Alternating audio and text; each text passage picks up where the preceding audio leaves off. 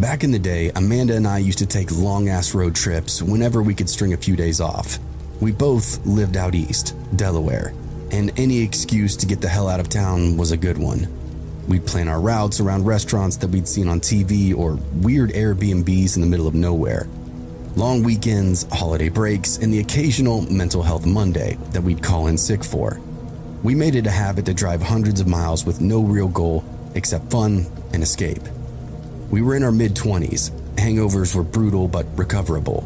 Every trip ended up with greasy food, sore backs, and stories that we'd never tell our mothers. Amanda liked to drive. She said it helped her feel in control. I didn't mind. I liked being the co-pilot, scrolling through playlists, reading old printed out directions from MapQuest, or watching the little TomTom GPS freak out when we took another wrong turn. Later, we upgraded to smartphones, which made travel a lot smoother at first. What used to be us just sticking to the big highways and familiar exits turned into a game. Who could find the fastest shortcut, the weirdest detour, the most backwoods route that shaved off 20 minutes? We'd zoom in on the map, pick some obscure little offshoot that looped around a mountain or snaked through farmland and give it a go.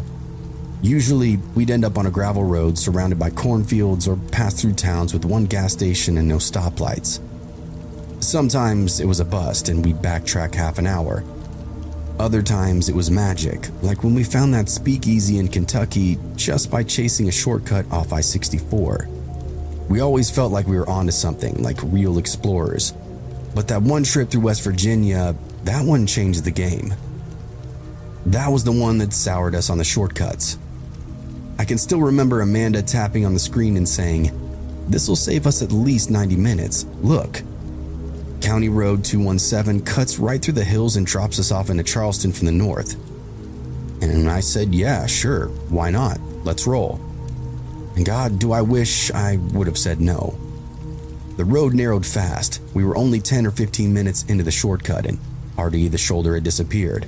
The paint on the asphalt was mostly gone now, and we hadn't seen another vehicle since we turned off the highway. I held the phone on my lap, tapping to zoom in on the blue line that we were following.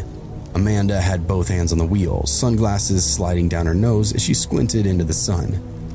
"You sure this is right?" she asked me. "Yeah," I said. "Cuts 90 minutes, comes out just west of Charleston. We skipped 3 mountain curves and a whole mess of Sunday traffic." Amanda made a face. "It just looks empty." "It's fine," I said, even though I was starting to feel a twitch in my gut. The map showed a bunch of little townships along this stretch, like stepping stones through the hills. Burnwood, Cardham, Ebb Hollow. But so far, nothing. No towns, no houses, no signs of life, just endless turns through dry pines and crests over that gave way more to the same. The road dropped into a valley and kicked up a cloud of dust as we passed a rotting billboard for Guthrie's world-famous smoked meats. The thing was bullet-pocketed and hanging on by a single corner.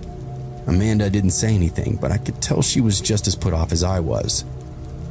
We passed a cluster of old trailers that looked long abandoned, a busted-out sedan half swallowed up by the weeds, a barn with its roof peeled off like a sardine can. I felt my stomach knot tighter.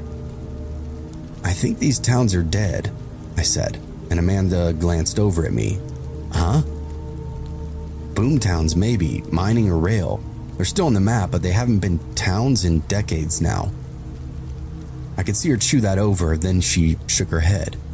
"You want to turn around?" We were 25 minutes in by then, and I stared at the screen. The shortcut was almost halfway done. "Nah," I muttered. "Let's just keep going. We might as well finish it now."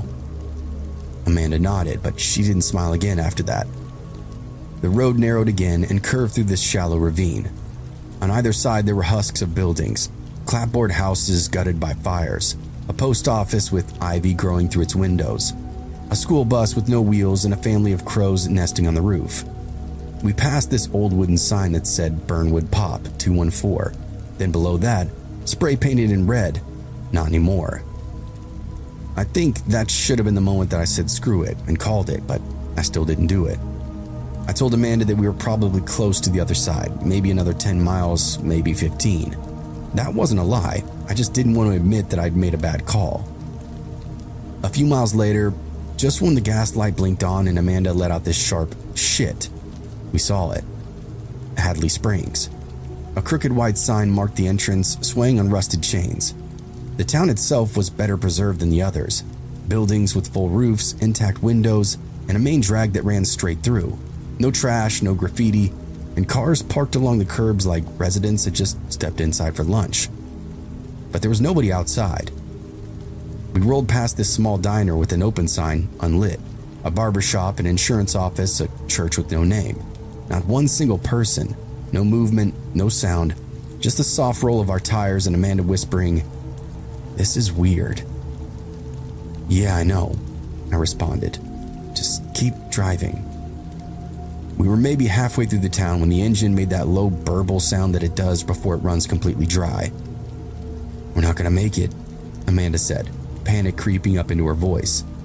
And then, as if on cue, a gas station appeared on the corner. Small, squat, old school. Just two pumps and a little shack of a building beside them. There was a man out front. He looked to be in his early 30s, thin as a wire, wearing a sweat-darkened flannel and faded jeans. His hair was long and yellow-white, tied back into this greasy ponytail. He was sweeping something off the concrete. As we pulled in, he leaned the broom up against the wall and turned towards us with a grin. Amanda eased her window down. "Y'all just passing through?" he asked. His voice was thick with that mountain drawl, every word dragging. Yeah," Amanda said. "We're headed west. Took a shortcut." He laughed. "A lot of folks do that. GPS will send you to all kinds of ways out here. Usually come in thinking there's more to see. Usually the same thing, too." "What's that?" I asked him. He shrugged. "That the place don't look right." Amanda handed him a 20. "We just need enough to make it to Charleston." He nodded and started pumping gas. We watched him through the side mirror. I didn't want to look around, but I did. And what I saw chilled me more than anything yet. Behind the diner window, two faces staring out. Not blinking, not moving, just watching. Across the street, in a curtained upstairs window, a silhouette. Broad shoulders, head tilted like it was trying to listen. Then the other window, and another. All of them still, and all of them focused directly on us. They didn't look off enough to scream like horror movie style. They weren't mutants or monsters, they were just off. Like they'd been raised up in a place where both daylight and manners weren't commonplace. When the man finished, he capped the tank and came back around, handing Amanda her receipt with a look that I won't forget. "You girls are lucky," he said. Amanda blinked. "What?" "Coming through during sunup," he said. "Most folks come after dark, and when they do, they don't get to leave." He let that sentence hang there like a noose. Then he smiled and tapped the roof of the car. "Y'all drive safe now." "What do you mean by that?" The guy just winked. "Best get going," is all he said. "Unless you want to stay and feel some southern hospitality." The guy then licked his chapped lips. We didn't wait. Amanda peeled out of there like she was chasing God himself. The road out of Hadley Springs curved hard to the left, then pitched upward through this series of hills that seemed to go on forever and ever. We didn't talk. Amanda's knuckles were white bone on the steering wheel, and I kept looking behind us through the side mirror, convinced that we'd see something or someone following. But the town stayed behind us, tucked into a valley like an infected wound. "Don't say anything," Amanda finally muttered, eyes locked on the road. "Just don't." And I didn't. Not until we hit the main highway again, 30 miles later, and civilization came rushing back in a form of roadside motels, Waffle Houses, and blinking lights of Sheetz gas stations. Amanda pulled in and parked, and we sat in silence for a moment, letting the AC hum between us. Then she said, "What the hell was that?" I shook my head.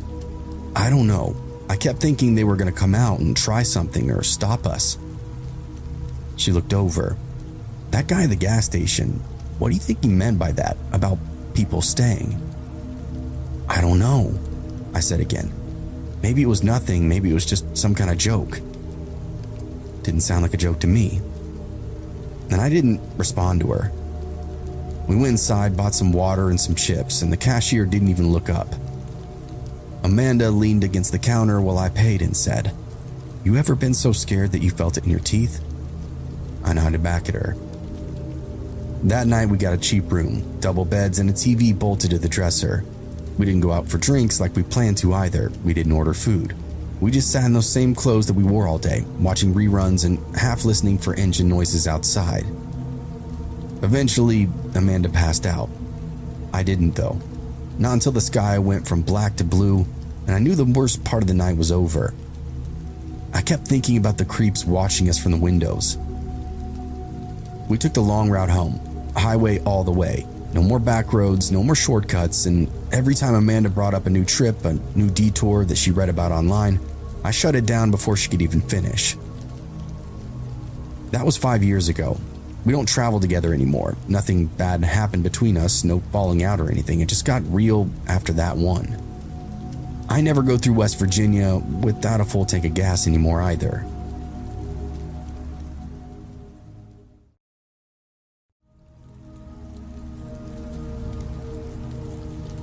I used to hike alone all the time, through creeks, up mountains, across long stretches of forgotten forest trails. Didn't matter. If I had a pack, a few granola bars, and a decent forecast, I was out the door. There was nothing like being off-grid, far from people, where your thoughts could stretch their legs a little. I used to brag about the number of solo trips that I'd done. My friends thought I was nuts. They'd hit the gym or go drink downtown, and I'd be halfway up some canyon in silence, watching the shadows shift across the stone. Then I made the wrong turn. It happened 3 years ago, and it changed everything. I still hike, yeah, but only with groups now. Crowded trailheads, well-labeled loops, paper maps in the pack, and fully charged GPS clipped to the strap. I stick to the popular stuff, where you're guaranteed to pass a dozen dogs and soccer moms before noon. If it's not paved or packed with REI dads, I don't want it. All because of that one day, that one fucking shortcut. I was hiking Welsher Wash, a long winding creek that cuts through a mix of rec areas and wilderness. Families hung out by the parking lot, splash in the shadows, but the deeper you go down, the fewer signs there are. Less noise, less people, and that's what I wanted. Quiet. I pushed upstream for a few hours, deeper than I'd ever gone before, until it was just water, trees, and the breeze through the canyon walls. It was beautiful. And then I got smart, or at least I thought I did. I told myself I could cut time on the way back, save my legs a few miles, and that shortcut nearly got me killed. Welsher Wash has always been my favorite. Secluded, winding, clear enough to drink straight from. Families usually hung out near the trailhead, barbecuing or letting kids splash around in the wide pools. But I wasn't there for that. I wanted distance, solitude. The further up the wash I went, the quieter it got. Hours passed, and the trail thinned into deer tracks. No signage, no people, just water, rock, cottonwoods, and time. That day, I pushed harder than usual, deeper than I'd ever gone before. I didn't really have a goal in mind, I just wanted quiet. I passed 2 dry forks and an old beaver dam, even this old elk skull caught in a tangle of willows. Eventually, I found a hidden waterfall spilling off into a sunlit pool, deep and green. No footprints, no wrappers or graffiti, so I took off my boots, let my feet soak, and cracked open a tin of sardines that I packed with some trail mix and dried mangoes. For a long time, I just sat there listening to the water. Everything else felt distant. Work, bills, texts. This is what I came out here for. But as the light shifted and the shade began to stretch, I realized just how far out I'd gone. I figured I had to be at least 5 or 6 miles out, maybe more. And this wasn't flat, easy terrain either. It would be a very long hike back. That's when the shortcut idea started to crawl up in my brain. I noticed earlier how the creek twisted and curled around big hills and those rock bluffs. If I just cut across 1 or 2 of those big loops, I could shave off a mile, maybe 2. It made perfect sense. The creek always led back to the lot. It wasn't like I could get lost if I kept tracking toward water. So I did. At the first bend, the creek wrapped wide around a red dirt hill. I climbed up straight, loose rocks and high desert brush, topped out sweating and picked up my way down the backside. Sure enough, there was water, snaking through cottonwoods at the bottom. That saved me 20 minutes easy. I felt super smart and capable. I tried it again. The second shortcut was trickier. The climb was longer, steeper, and choked up with deadfall. My thighs burned halfway up, but I could already see where the creek had curled back on itself, so I pushed hard, scraping through the sage and cactus. And that's when I saw a fence. Chain link about 6 feet tall, bent and bowing but still upright, running straight across the ridge line and into the trees on the other side. No signs, no barbed wire, just a rusting wall between me and what I figured was the shortest path home. I followed it maybe 40 yards until I found a spot where the bottom was peeled up. Not much, maybe a foot of space, but enough for somebody desperate or dumb enough to squeeze through. I didn't think twice. I dropped to my belly and wormed through it. My backpack scraped, but I made it. The terrain beyond was different, flatter, shadier, trees set further apart. Everything was overgrown but somehow looked clearer, like it had been maintained long ago and then left to rot. There were crushed beer cans in the dirt, a rusted axe head, and the roots of a juniper. Something about the air felt off, though. I kept moving. The shortcut had to pay off soon, right? 10 minutes in, I stepped out of the trees and saw it. A house. One story and grayed out. Plywood nailed over some windows, but not all. A rusted propane tank slouched beside it, with the water silo half swallowed up by weeds. There was a dirt road winding from the opposite side, one that I hadn't seen on any of my maps. I stopped walking. It looked old but not abandoned. Not ancient ruin, not collapsed shack, just paused. Like somebody stepped away for a season and then just let it all fall into disrepair. That's what I told myself, at least anyway. Then this sharp crack split the air. Something struck the dirt a few feet to my right. Another blast hit the dead log just behind me. The sound echoed, loud, close, and unmistakable. A rifle. Then came a voice barking from the house. "You lost, boy?" I froze, heart pounding. My mouth opened, but nothing came out. The third shot hit the tree behind me so close bark exploded off into my hair. And that's when I finally ran. I turned and sprinted, crashing through the brush like a spooked animal. The hill that I just climbed up felt twice as steep on the way down. My boots skidded on the loose rock and sand. Another shot cracked out behind me. This one sounded a lot closer. I didn't look back, just dropped low, arms pumping, adrenaline burning hot in my throat. The slope blurred past in streaks of color, red dirt, torn limbs, flashes of sky.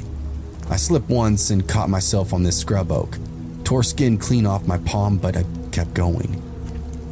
I hit the fence at full speed and dropped to the ground, shoving my pack through first. My shirt snagged on the mesh, but I didn't care. I wormed under the hole belly first, hard hammering, lungs heaving like I just ran a marathon. Behind me, another shot rang out. I heard it slice through something. It wasn't bark this time either. It sounded like metal, maybe the silo, maybe the fence. Once I was clear, I just kept moving. Down the hill, sliding sideways through gravel and pine needles, I found the creek again. Jumped straight in, boots and all, splashing down like it would save me. I didn't stop to catch my breath, I just kept moving until the trees closed in again, and the terrain started to look like Welser Wash again. Somewhere behind me, the man was still yelling. Something about property rights, something about hikers think they own the world. Then I didn't hear anything, just the water and the wind and my gasping breaths. I followed the creek, pushing as fast as my legs would go, every noise in the brush setting off alarms in my brain. A snapping twig, a bird taking off, even the sound of my own pack shifting felt too loud. I kept imagining him showing up on the trail in front of me, waiting with that rifle, but he didn't, and I didn't see him again. It took me nearly 2 hours to get back to the main trail.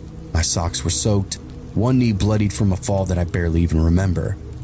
I passed 2 kids in flip-flops carrying pool needles, and I nearly burst into tears. Their mom looked at me funny, like she could tell that something had gone wrong, but nobody said anything. At the trailhead, I climbed back into my car, locked the doors, and sat there shaking for 15 minutes straight. I didn't even take off my boots, I just sat with my hands on the wheel, staring straight ahead while my brain tried to put the pieces in some kind of order. Eventually, I drove off. I didn't report it, didn't tell the rangers, didn't file a complaint or call the police. And I know how that sounds, but you have to understand, this wasn't some idiot taking pot shots from a distance. This guy meant it. He wanted to scare me, maybe even worse. And I knew deep down in my gut that if I went back with somebody in uniform, it would turn into something crazy. Besides, it was really on me. I made that call to go off trail. I saw the fence and went under it. He wasn't really wrong about that part. Still, I think about it constantly. I think about how close I was to stepping up to the house. About what if I knocked on the door? What if I hadn't noticed the first shot in time? I hear that crack sometimes when I close my eyes, feel the sting of the bark still hitting my face, smell the metal of the fence when I hit the dirt to crawl under it. That day ruined solo hiking for me. I don't care how many apps or GPS trackers I have now, how prepared I think I really am. I'm not going out alone. Not where there's nobody to hear you scream.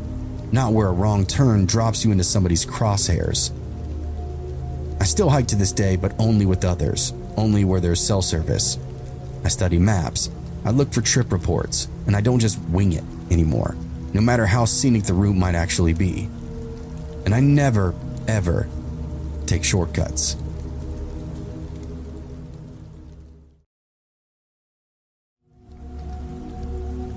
I was 16 when my mom took me on that trip. It was supposed to fix things between us.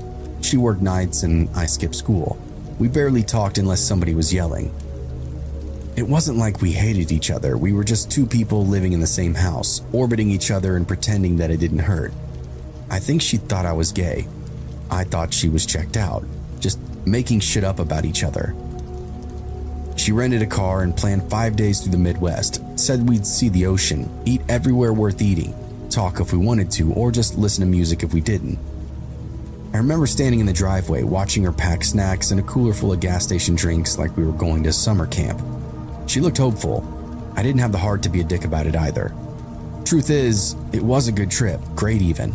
We drove through Kansas and Oklahoma, laughed at dumb billboards, crushed barbecue in Houston. She played her old playlist, Fleetwood Mac, Duran Duran, and I played some of mine. There were hours where we just vibed, no tension, no weird pauses, just a mom and her kid in a rented SUV heading toward the saltwater. I didn't think anything would ever feel that normal again. But there was one part of the trip that I still can't talk about without getting those pins and needles feeling inside my hands. It wasn't supernatural or anything. We just stumbled into a part of the map that nobody was supposed to see. We were already feeling good by the time that we hit the coast, like maybe this whole thing had worked. Then we made a wrong turn trying to cut across Texas and everything flipped. We were in Texas when it happened, middle of nowhere, somewhere between Corpus Christi and God knows what. After we hit the ocean and taken our selfies, Mom decided we saved time on the way back by skirting the loop. "It'll be faster this way," she said, squinting at the GPS, waving off my half-hearted objections. I couldn't really argue. I wasn't old enough to drive, didn't understand maps, and wasn't really paying that much attention anyway. I just wanted to get back to the hotel and pass out with the AC blasting. The road we turned onto wasn't even paved the whole way. Big cracks, long patches of gravel, brushed so close that it scraped the side mirrors. But it was quiet. After about 20 minutes, I realized we hadn't passed a single car, not one. Just dried up fields, barbed wire fences, and the occasional buzzard circling overhead. Mom kept her cool for a while, then she turned the music down. Then she cleared her throat a lot. She turned the music off completely. "We're fine," she said, gripping the wheel a little tighter. "We're still heading north." I checked my phone. No bars, of course. Just that little red X that meant that we were off grid. "No service," I said. "Yeah," she muttered. "No kidding." We passed a cattle gate with a rusted sign that had no words, just a symbol that looked like a warning.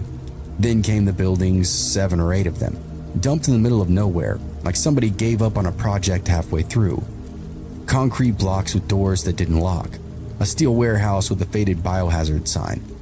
One of the buildings had a tarp blowing on the roof and a giant red stencil that said, "Test area, no entry." Mom slowed the car. "The hell is this place?" I didn't answer her. I was too busy looking at the yellow radiation stickers peeling off one side of the sheds. "I don't like this," she said. She put the car in reverse, but her hands were shaking. "We shouldn't be here. This is some kind of military testing or something." "Just go," I said, please." She whipped the wheel around and floored it. Gravel spit up behind us. We didn't say a word for the next 7 miles. When she finally slowed down, she said, "We must have missed a turn." I leaned over the center console, peering through the windshield, trying to see anything familiar. That's when we passed that same cattle gate, the same rusted sign, the same buildings. "No," Mom whispered. "We didn't." "We're back," I responded. "We just went in a full circle." We both looked at each other and then at the road in front of us. She didn't stop the car this time. She just turned left instead of right, kept her foot on the gas. I kept checking my phone like an idiot, praying for a bar, but still nothing. 15 minutes later, a new sign appeared, metal, sun-faded, and covered in stickers and bullet holes. It said, "Mexico, 18 miles." Mom then hit the brakes so hard that our seatbelts locked up. "Mexico?" she said. "Okay, this can't be right." But it was. There was nothing else around. No houses, no businesses, just endless flat desert and that sign. The GPS was now frozen. The phone was dead. We were cooked in the middle of Texas and now somehow looking at the Mexican border, almost like it was the last option. Mom pulled over now. We were both breathing heavy.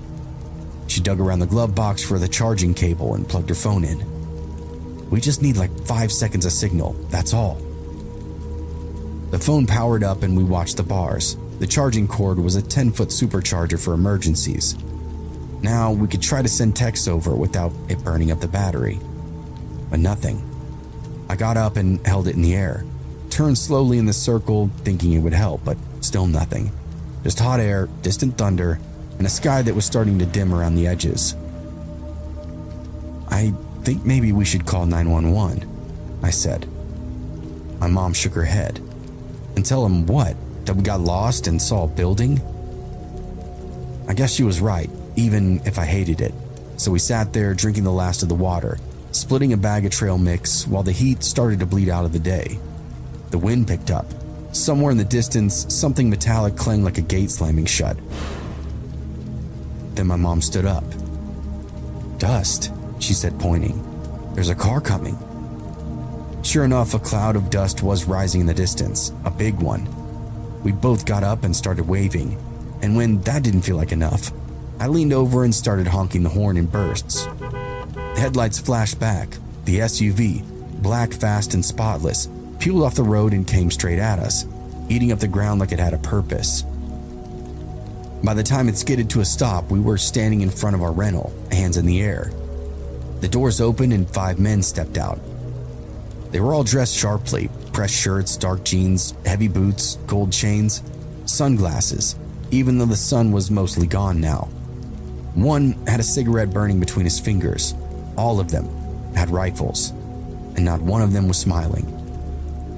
They said nothing, just fanned out in front of us, and then one motioned to the car. My mom looked and whispered, "Don't move." But it didn't matter. Another man waved us off, quick and urgently. We stepped aside, and as soon as we did, 2 of them started yanking open our doors, going through the vehicle like they owned it themselves. I started to say something, anything, and one of them hit me. Just one time, metal against the side of my head and lights out. I came to on my knees in the dirt, ears ringing, head pounding.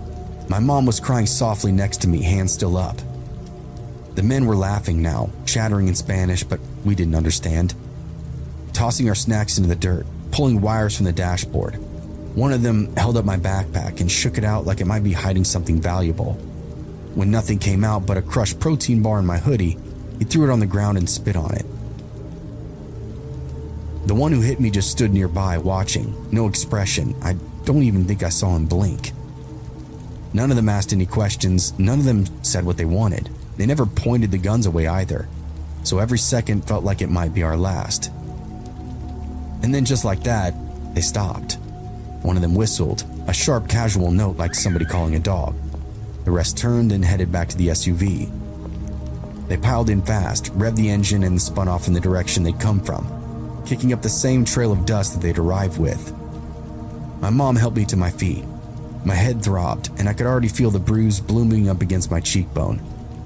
I asked her what they took, and she said, nothing. They just looked. We got back in the car and just sat there for a moment, doors locked, engine off. The silence afterward felt alien. I watched the sun finish dipping behind the horizon and waited for tears to come, but they didn't. I was too stunned for that now. "I'm driving," Mom said finally, and I didn't argue with her. We turned the car around, rolled slowly in the opposite direction, and this time it only took about an hour and 45 minutes to see lights, a town, real pavement, cell signal. She sped into the first gas station we found, parked half on the curb, and ran inside. I stayed in the car, blinking at the overhead fluorescence while people walked in and out with bags of chips and coffee. A few minutes later, she came back with a clerk and said the police were on their way. An officer showed up in less than 10 minutes. He looked more bored than he did concerned, asked where it happened, asked if we had any names, plates, or any idea which direction they'd gone. My mom explained to him that we'd been lost, and we thought that we were near the border, that we'd run into, she hesitated, some men with guns. He didn't write much down, he just nodded a lot, told us we're lucky, then added that we shouldn't be driving around that area without a reason. He didn't say it like a warning, he said it like a judgment. They called in an EMT, who checked my head, cleaned the cut, then asked if I wanted to go to the hospital. I said no, I want a shower, a bed, and I wanted to never ever think about any of this again. We got a hotel a block from the police station. Basic room, 2 full beds, nothing fancy. Neither of us spoke for a very long time. I showered, sat on the edge of the bed in a towel, and watched my mom scroll through her phone with a blank look on her face. At some point, she put it down and looked at me. "Are you okay?" I nodded. Then she said, "You saved us, you know. Waving them down like that, getting their attention." I shook my head. "No, I didn't. I got us into it. If I hadn't honked..." She cut me off. "We were already in it. You did what you thought would help us." That was the closest thing we ever got to talking about it. After that, we mostly just let it fade. Told the story once to my aunt, but left out all the stuff that would make people uncomfortable. Made it sound almost like an accident, like a moment that passed as quickly as it came. But it didn't pass. It stuck with me, still does. I think about those buildings sometimes, about what kind of place has nuclear signs with no fence, no guards, and no name. I think about how we loop back without realizing, like the desert didn't want us to leave. I think about those men in the SUV, how calm they were, how organized, how we were nothing to them, just 2 Americans who took the wrong road. That trip ended up fixing a lot between us, believe it or not. Not the ocean, not the playlists, not the barbecue, just surviving.